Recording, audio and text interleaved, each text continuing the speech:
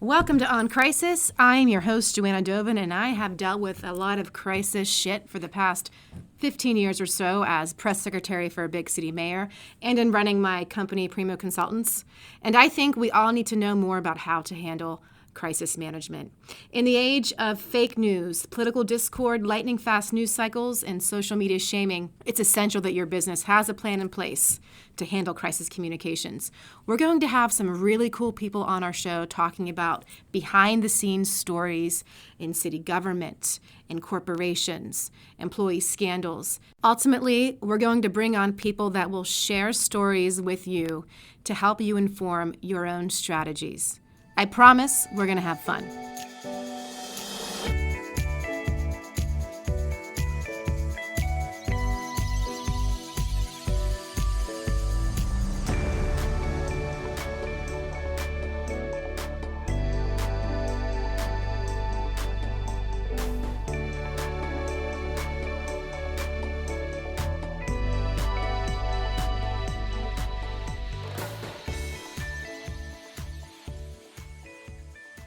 I'm so excited to have Ira Weiss join us on Crisis. Ira Weiss is one of the top legal minds in the United States, especially as it relates to school districts and how to navigate the many crises that they face, namely right now with digital learning as a result of COVID-19.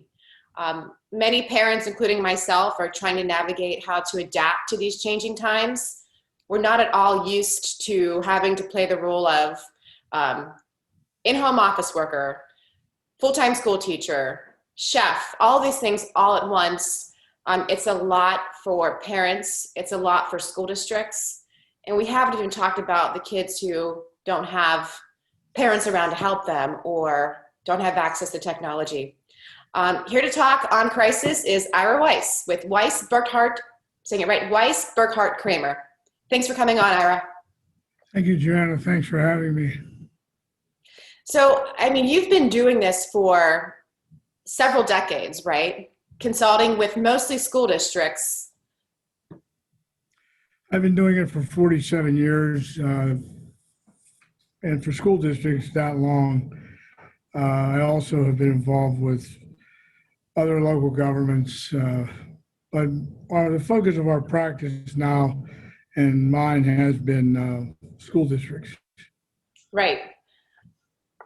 Talk to us. I mean, I have so many questions, but how would you describe the state of crisis that many school districts are in right now? Maybe let's start with a more urban school district that you represent, such as the Pittsburgh Public Schools, and then we'll go to rural areas and suburban areas. Now, and your firm represents approximately how many school districts in the state? I would say that we represent approximately 15 school districts, including large ones like Pittsburgh Public Schools, down to very small ones in very rural areas. So we have a whole range of districts, districts that have considerable wealth, districts that don't. So we have I think we have the widest possible range in our office. Right, which matters because your insight is remarkable. So talk to us about the crisis that school boards and school districts are facing when it comes to how to do this remote learning right in a way that's not going to hurt disadvantaged populations. It's a very difficult challenge. I mean, the biggest obligation, the biggest responsibility of any school district is to educate the children. And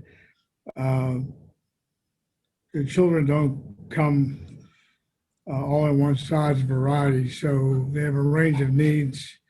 There are challenges with respect to special needs students who have a wide range of federal protections under the Individual with Disabilities Education Act.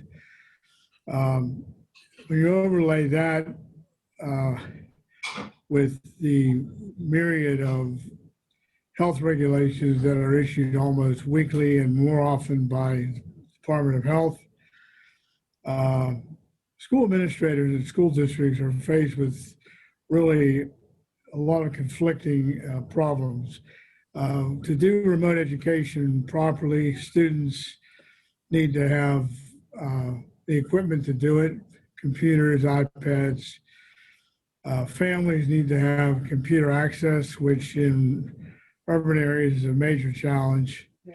You know, things that many people take for granted are not commonplace in a lot of areas and in rural areas too. This is not just an urban problem. And we have some rural districts that have significant computer access issues. Right. On top of that, you have the human problem of teachers having to teach from home, their own children at home. So they're trying to teach students either completely virtually. Some districts have some students live. So they're doing what's called synchronous instruction, which means they're teaching children in a classroom and also online. Mm-hmm. And on top of all that, you have a constantly changing, what I call external environment. And you have these infection rates shooting through the roof now. You have this constant 24/7 news cycle of all these very troubling statistics about infection and all that. And finally, you have some real conflicts within communities that are reflective of our national political environment, where many families don't believe all these rules are necessary. Many families don't believe their children should be required to wear protective masks and so forth. And that extends down to board members. So it's, and you know, school officials, particularly superintendents, have legal obligations that they're answerable for to the Department of Education. So it is a very difficult environment right now, and it's changing every day. And that's the problem, because you have so many different constituencies that a school district is trying to please all at one time, and so many different needs. As you said, there's disparate populations in many districts. I mean, I think of the Pittsburgh public schools, for example. You have children in Squirrel Hill that may have stay-at-home moms, nannies, and computer access, and you go 3 miles away to Homewood, and it could look exactly opposite. The thing that strikes me as the largest crisis is students with special needs. And the legal obligation that a district has to provide education for these students. And many of them, I would assume, need that one-on-one interaction to learn. Am I correct? Yes, it is a huge challenge because, first of all, special needs children, that category run the gamut from students who have the capacity to learn remotely that have perhaps emotional issues, all the way to medically fragile students that have multiple challenges, both physical and intellectual. Mm-hmm. And a lot of students in that latter category cannot learn on their own. Right. Their parents cannot provide the support that they need to do it. Many of them require constant medical attention of a variety of ways. And the challenge is that to educate those children in person, you have to have the staff that is willing to do it in this COVID environment. Many of the challenges public education, well, really all education, because this cuts across public, private, parochial, everyone. The biggest challenge we have is not what happens in school, but what happens outside of school.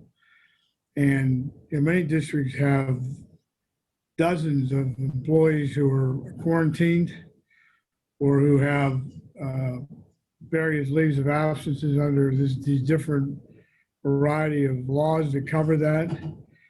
And in many districts, that is the biggest challenge to having in-person instruction. Districts cannot get the staff. So relating back to the special needs students, these students typically need a qualified teacher. Many of them need a paraprofessional, which used to be called teachers' aides or paraprofessionals. Many of them need, education is full of acronyms. Many of them have PCAs, personal care aides. Many of them have nurses, and it is literally impossible to socially distance Sure. people when you're educating a child like that, or a group of maybe 5 or 6 children. Sure. And then the other thing that strikes me too is I see it with my own children. I have 2 school-aged children, as you know, Ira, is the emotional toll it takes on them to completely have a disrupted routine, to not have that routine of you get up, you go to school, you know your schedule, you know who you're going to be around, that predictability. Literally yesterday, I mean, my kids are like, do we have school tomorrow? Like, do we, and every day is so take it as you comes that we like look the night before. Oh yeah, there's virtual school tomorrow. Are we going back next week in person? We don't know yet. We might. Having to adapt so quickly is something that I can imagine a child with special needs isn't as able to do. Do you suspect any legal challenges from parents to commonwealths, to school districts, relative to their children not getting the services that they need? Well, this problem really dates back to March of this year, when the governor ordered schools to shut down live instruction. And for the most part, special needs children did not have live instruction in that period. Many of those deficiencies were addressed through what's called compensatory education, where students get additional instructional time and sometimes additional instructional equipment to make up for the time, hence the word compensatory. Compensatory education generally does not take the place of what is called a free appropriate public education. It's called FAPE. That's the magic word in special education matters. School districts have an obligation to provide that, and that program is developed individually with each student. It's called what's called an IEP, or an individualized educational program. Devised, it's made up by teachers, counselors, a whole range of people that work in a group with parents. So I think we are seeing some claims arising out of the spring. We're going to see some claims now. There have been claims filed nationally. I work with a group of school attorneys from the Council of Great City Schools, which is a group of large, mostly urban school districts in the United States that are experiencing a lot of claims. There was a case filed in New York. It was supposed to be a national class action, but it was thrown out for procedural reasons. But we're expecting a significant number of claims because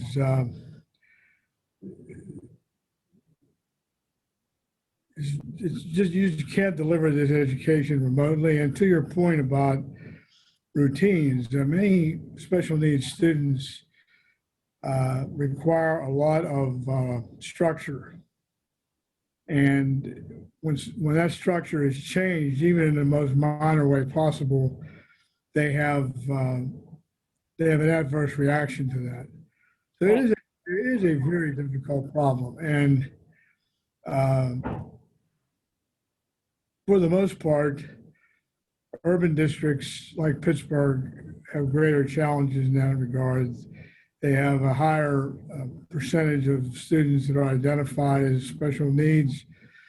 And in Pittsburgh's case, because of the range of programs it offers, many parents will move to the city to avail themselves and their children of those opportunities. Right. Right. What should school districts be doing proactively right now to avoid these kinds of lawsuits? Is there anything they can be doing? Because it's complicated, right? It's complicated. They need to be working, first of all, they have to approach it with the attitude that we have to try, make a good faith effort to try to provide these children instruction. You just can't say we can't do it. You have to try, and if it turns out that you can't staff it or the health risks are too high, then I think those are factors that will assist the district in any legal challenge. But I think they have to work with their special education lawyers. I'm not saying that because I'm a lawyer, but this is a very complicated area. And the special education legal community is very well networked. You know, they all talk to each other. You know, our office, we have 5 lawyers that do principally special education work. And I know from talking to them that they are very aware of what's going on around the country. And unlike more garden variety legal issues that come up, special education law and enforcement is federally driven, but it's driven through the states. But what goes on nationally has a big impact in each state. So you just can't say we're doing it this way and because everybody in Pennsylvania is doing it. Exactly. The governor says shut down, so we're gonna shut down, right? So I mean that's the thing. I mean, if the governor says too many cases, no one-on-one instruction, then isn't that enough cover for school districts to stop? Well, we don't think it is. I mean, it's an interesting evolution of what's happened in Pennsylvania. We all recall in March what the governor did with shutting down schools, having severe restrictions on other businesses, creating the red, yellow, green system and all that.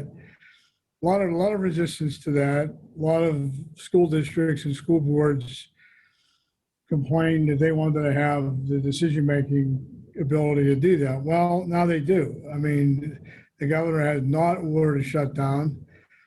The governor has issued guidelines that say that basically if you have substantial level of infection, you should have remote learning. And what is that? Is that level per county? Is it like within the county you're in, or is it within the actual school? It's level per county. That doesn't make sense to me. I'm sorry. But also then there's guidelines as to how you handle infections within your district. If you have, depends on the size of your school. If you have so many positives, you should go into remote.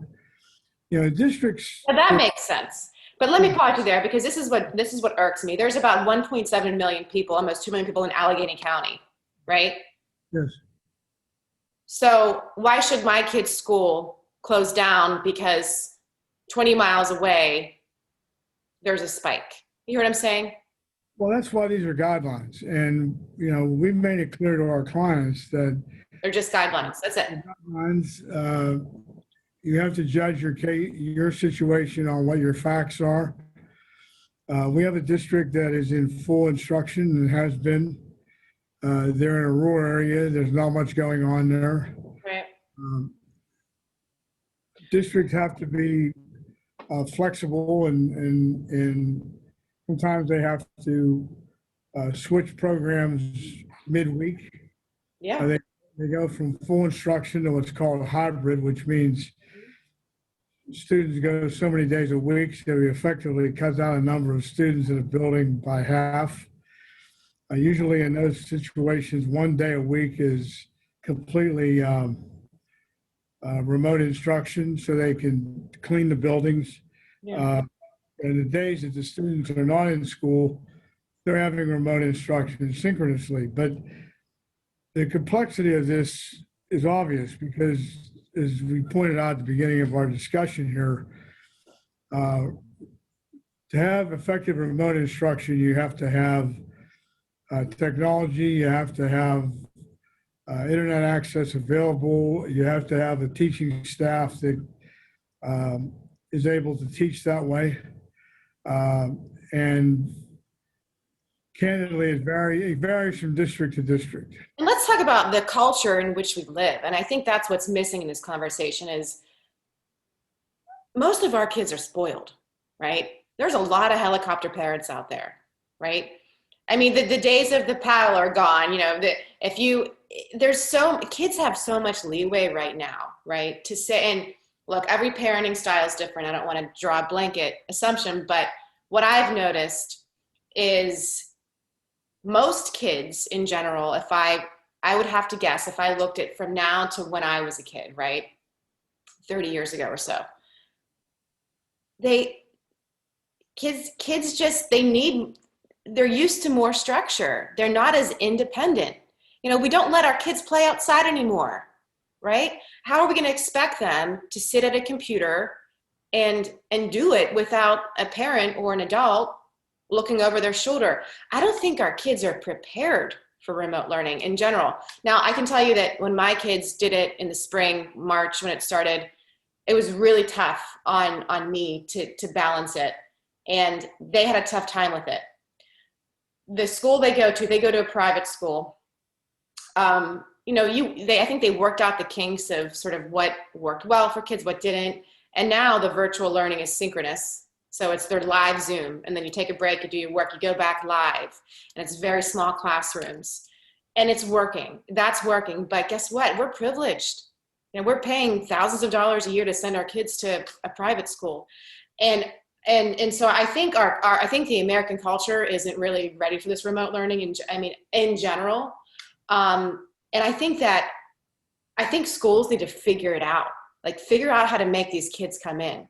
Because what I saw with my kids' school in the city is they figured it out. I mean, I saw, you know, they turned the gym into 3 different classrooms. You know, I'm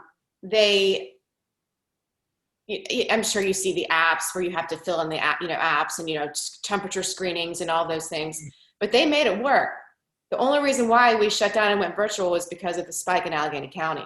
That spike didn't occur in the school. Now, they were making it work, but there were many other schools all around them that were like, we're going to do virtual. Now, one other point is the union versus, you know, public versus private, right?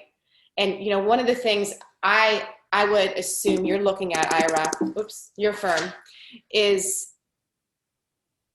could there be a greater chasm now in parents fleeing their kids from public schools to private schools, because private schools just, guess what? They innovated, they figured it out. Because if they didn't, I'd pull the money, right? Well, first of all, there's a lot to unpack there. You can start where you want. First of all, in general, private schools, one of their selling points they have is they have smaller classes, they have greater flexibility. Why do they have greater flexibility? Well, I mean, the fact of life in this state in public education is that you have a heavily unionized atmosphere, and I'm not criticizing that, but the the consequence of that is that you have labor agreements that are very specific, that lay out very specific rules about how long you teach, how much planning time you have, how much meal time you have, when you start, when you stop, uh, how you move from job to job, which in many districts, that leads to a very inflexible system. And the challenge in the system we're in now, this remote, hybrid, in person and back Mhm. in the public sector, is districts have to be flexible. They have to be nimble to do this. Now, many districts, including many we represent, have forward-thinking union representation that have worked with districts to come up with solutions. Some districts have not. Um, but I can tell you again, as we alluded to in the beginning of this, many of the challenges we have in our districts relate to adult behavior. I mean, we have employees, teachers who are traveling, who are engaged in activities that they should not be engaged in, such as group meals and things like that. And guess what? There's a spike in infections in that building. And you raised an issue about children today. I mean, we've had many news reports of parents arranging large events for kids, a homecoming dance for 150 kids. Well, guess what? There's a problem there. Yeah, totally. Yeah, I mean, so it's true. We've heard all these news reports. Again, schools are the safest place children can be. That's true. Generally speaking, you don't get sick from other kids in school, except for what happens outside of school. The other point about education in private education is, as you point out, you generally have parents that are able to pay more attention to what their kids are doing, and they have the financial incentive of we're spending the equivalent of a year's tuition in many colleges. Right. We want our money's worth. But again, the other part of that is that for the most part, those teachers are not unionized. They don't have collective bargaining agreements, and those schools can be more flexible. Yeah, let me tell you a quick story. This is the rumor train, but it comes from a good source. You know me, I have good sources. That in the school that my kids go to, it was said from the president on down, there were some teachers that were saying, I'm not going to show up. I'm not going to show up to work. I don't want to do it. The older teachers. And yeah, if you're compromised, immunocompromised, I can totally understand the fear. But the president of the school said, we're going to educate in person. And if you don't want to show up, then you can look for a new job. You can do that. And you can't do that in public schools. And that's something, the other thing I think that is interesting to me, this podcast is on crisis, and we're talking about broad, in all sectors, broad crises that exist. This is obviously a big one. But the key principle of crisis communications is that when there's a crisis, it's your time to shine. It's your time to show your constituents that you know what you're doing, that you're going to roll up your sleeves, you're going to get people through it. And then at the end of the crisis, your reputation ideally should be better off, right?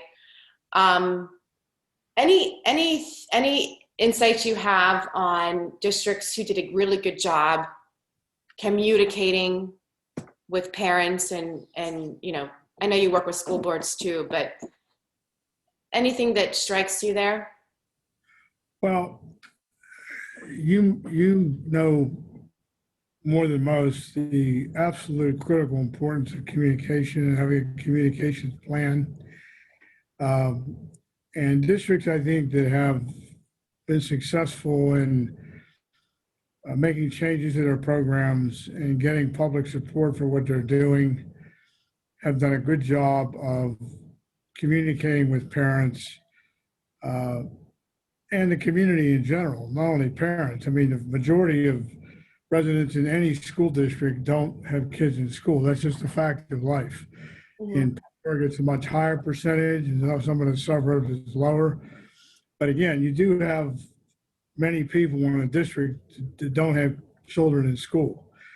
So you have to communicate what you're doing to all these folks through the whole range of tools that we have today. That's a good point. I didn't think of the other people. Right. Yeah. So districts that have been successful have been able to do that. They have a well-organized communications plan. Um, they parents understand what they're doing, uh, and they navigate the conflicts that districts have because you have parents on the one hand that want to have their children in school for many different reasons, some personal, many educational, Mhm. and you have parents that believe that the health situation should have remote instruction. I mean, one thing we've seen, which I and many other people predicted, was there's been a sharp increase in enrollment in cyber charter schools. I mean, many of them have actually are full. They can't accommodate any more students. Tell me about that. Why? They're better at doing it than public schools. They have more They experience. got 25 years to do it. Hmm.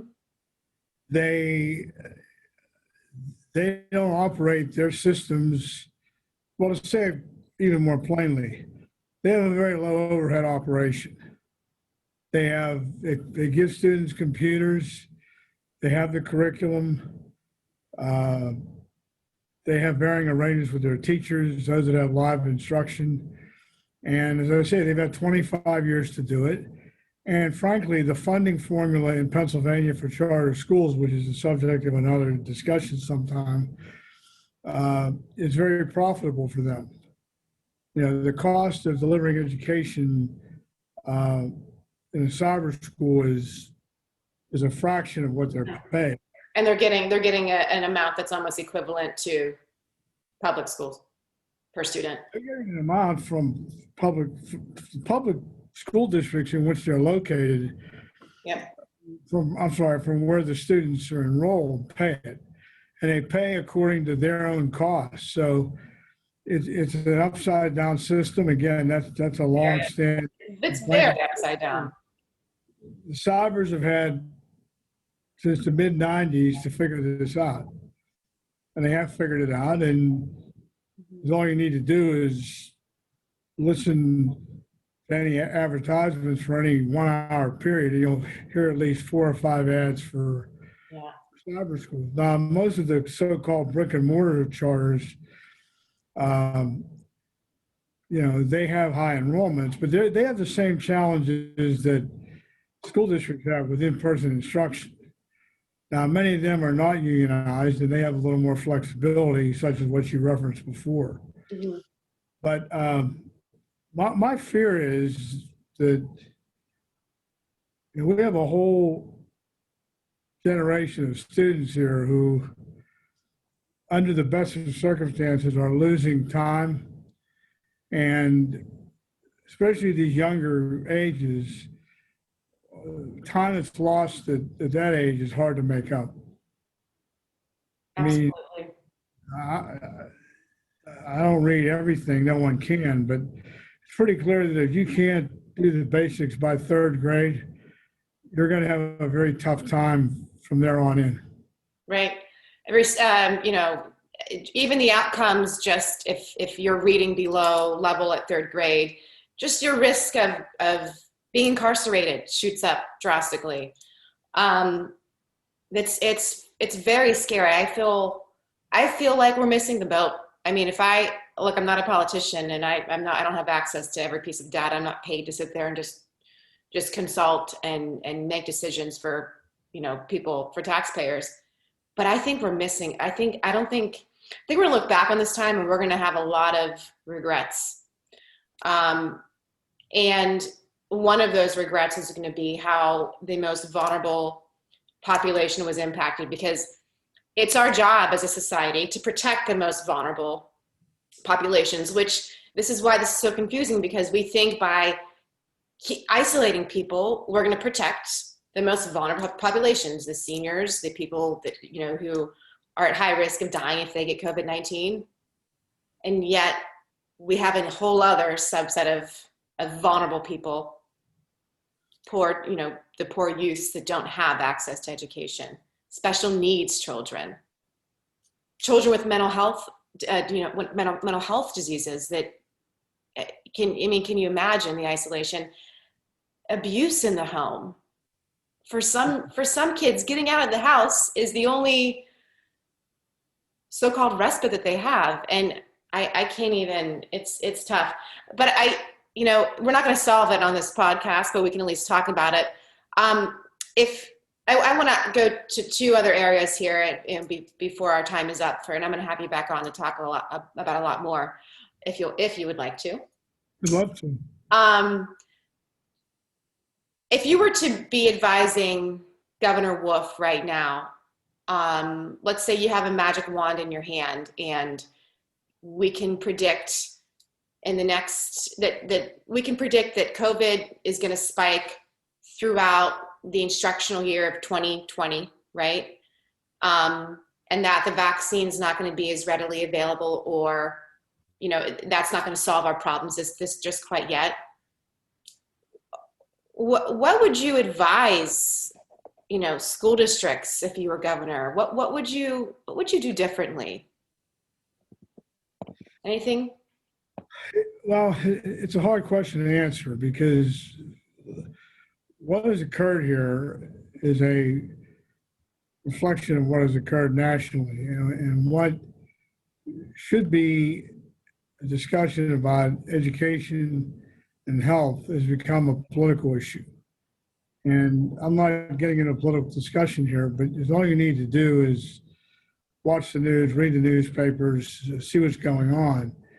And you see that a lot of sentiment in these districts are driven by these external political forces. I think that, for example, I think one of the problems that you see in this time is that, we have school districts. It was someone on one of the educators, national educators, one of the university people made a comment last week that if any city has its schools closed, they shouldn't have their bars open. Real. Wow, that's a good one. We have a real contrast in I think priorities here. Some of the fiercest debates in this whole process have come, for example, over school sports. I was just going to go there, so I'm so glad you're there. Keep going. I think having school athletics are important. I think it's a way for students to have positive activities. It's a way for many students to further their education. But I, for one, cannot wrap my head around how it is too dangerous to go to school. It's not too dangerous to have high contact sports. Basketball is played obviously indoors. The governor, the Department of Health have issued rule last week to govern how many people you can have at certain venues. It's a percentage of capacity, basically. But some of the fiercest debates we have are what to do with sports. And it's not only at the school level, it's at the national level. And I just have a problem with those priorities. One of my lawyers had occasion to drive through the south side of Pittsburgh last Tuesday. Mm-hmm. She told me that you could not tell from the main street that there was anything wrong in this country. It looked like it normally looks on a summer night. So it tells you that there are a lot of people say in the 35 and younger range, that either don't believe in anything wrong or believe if I get it, I get it, ignoring the fact that it isn't just that simple. Right. And so my point in getting into that is not to have sociological discussion, but all of that bears on a lot of the debates we see at school board levels. You have all these constituencies. You have single parents. You have working parents. You have athletic groups. And this is a situation where you cannot make everyone happy, and you just have to really try to do what's best. So back to your question about Governor Wolf, I think he has given districts the leeway to make decisions. He's told them, these are the guidelines, this is what you should be doing. The unanswered question in the future is what legal liability will flow out of people getting sick in different places. The immunity bill that the legislature passed last week, the governor has vetoed, which would have provided immunity for COVID-related claims. That is why we've advised boards to, follow the guidelines. The orders that have been issued, like masks and things like that, we've advised them they have to enforce that. Why do you suspect that Wolf vetoed that? I haven't followed it. Well, I mean, the vote was largely along party lines. The spokespersons that spoke out against the veto were business groups. I think that he wants people to have the fear of lawsuits if they don't follow the rules. Take away that fear, there's going to be more people not wearing masks and not following the rules. I think he believed that the kind of immunity that was written into the bill would give license to people not following the rules. And sure. It makes sense. I'm sure there was also a political side to it, as there is in everything in Harrisburg. Right. Totally. So back to the athletics, because it's interesting. So I hear talking about constituencies and and problems, and you see in school boards, this sometimes it's the squeaky wheel that's going to get the grease. So the parent that's really advocating on behalf of their child. Let's say my daughter's very tall. She might play basketball one day. Let's say it's her senior year and she's being recruited by D1 schools. And let's say I can't afford to pay for her college. And the basketball season's canceled, yet my neighboring district didn't cancel it. The school board said, let's keep it open. That's happening, I know, in the South Hills with Mount Lebanon and Upper St. Clair's, keeping it there open. Mount Lebanon, I think, is going to vote next week to not do winter sports, so I hear. And I get your point where, if schools are closed, why should athletics be open, right? But do you bury the baby? Do you get rid of the bathwater with the baby? Like, what do you do? It's the old cliche, any complicated problem is a simple answer, and it's usually wrong. I mean, I understand that challenge with parents. I mean, it's very hard to accept the fact that you're living in a district that does not have any sports, and a mile and a half away, a district just like yours is having them. The problem is that when the governor made that decision for everyone in March, there were a lot of complaints because he shut everything down. Mm-hmm. There were no sports, there were remote instruction, and I think he and his advisors decided they weren't going to do that this time. They were going to leave it up to the locals. And I think, except for districts that have had infections that, where they had to curtail the program, I think many of them are still having sports. I mean, we just finished the high school football season. There are many districts that are having indoor sports, wrestling, which is pretty high contact, obviously, basketball, swimming, volleyball, things like that. I mean, as I said before, it is a situation where, for every 3 people that are happy with your decision, there'll be 7 that aren't. I think you just have to try to do what's best.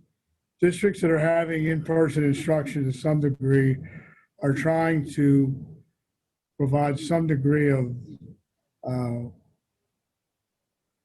the word is overused now, but some degree of normalcy to these children and their parents. But again, a lot of these external factors that I talked about before, such as what adults do away from work and what parents allow their kids to do away from work or away from school, really makes this difficult. Yes, and as you pointed out before, any complicated problem has a simple answer. It's usually wrong, because whatever we do, there is going to be an impact. You open things up, impact. You close things down, impact. Mental health, drug abuse, all that. There's no easy solution, but I just think school districts right now have such a hard job, and the importance of having a crisis communications plan it's at their doorstep. It's at the doorstep. And if you're a district that's competing, especially with parochial schools or neighboring school districts, you better get your stuff together, because now's the time to prove that you're good and you can shine. And then, but the other thing too is like the school boards that have, that are also making determinations, right? Just like the athletic situation. Again, I think you hit on it again. It is very important for districts to have a communication plan in place to deal with this. It's the old bad joke. You can't build a plane and fly it at the same time. And you have to. You're so good. I love your one-liners. I'm writing that one down too. You have to have a plan. If this happens, this is what we do. If that happens, this is what we do. You have to have spokespersons authorized for the district. You can't have, any number of people talking to reporters. And it's a challenge in this social media age. I mean, we're long beyond the point where it's just the media people that are involved in this discussion. You know better than I do. Everyone now has a voice. Everyone's a reporter. That's right. They think they are, at least. And that's why it's really important for school districts to if they think, should we communicate this or not, always communicate it, to over communicate. If there's any kind of hole in information, it's going to be filled by somebody on social media, and usually by the parent that has too much time on his or her hands and, might not always be accurate. That's exactly right. Yeah. Well, I know that you have to go. I have you until 1:30. It's 1:31. But I want to thank you for coming on. I think we should stay in touch and really follow the what's going to be happening into 2021. The vaccination situation is going to be a whole other topic, right? Well, it is, and I predict that you're going to have a sizable number of families that ought not to do this. Just like you have families now that don't have their children vaccinated with what we've been doing for decades. And that's the next political fight. Yes. I do appreciate your having me on and would love to do this again. Thanks, Ira. Keep up the good work. Thank you, Joanna. Okay. Good luck. Take care. Bye.